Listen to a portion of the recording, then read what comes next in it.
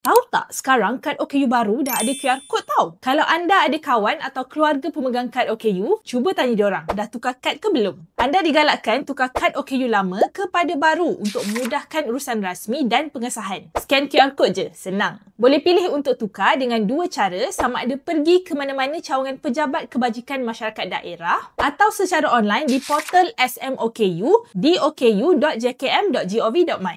Pergi dekat bahagian menu ni, tekan permohonan, pilih gantian kad, masukkan nombor IC dan tekan cari.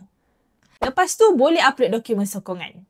Sediakan dokumen sokongan seperti salinan MyCard atau MyKit atau sijil lahir, kad OKU lama dan gambar pasport berlatar belakang biru kalau nak tukar gambar. Anda tak perlu dapatkan laporan perubatan atau jumpa doktor balik untuk pengesahan semula. Kecuali untuk pemegang kad OKU lama sebelum 2011 dan ada perubahan kategori dan subkategori OKU. Tak ada had masa tau untuk tukar kad ni. Anda boleh mohon bila-bila masa. Semak status permohonan anda dekat bahagian semakan OKU dalam portal SMOKU tadi. Kami share info best macam ni setiap hari. Follow @central.my kalau tak nak terlepas.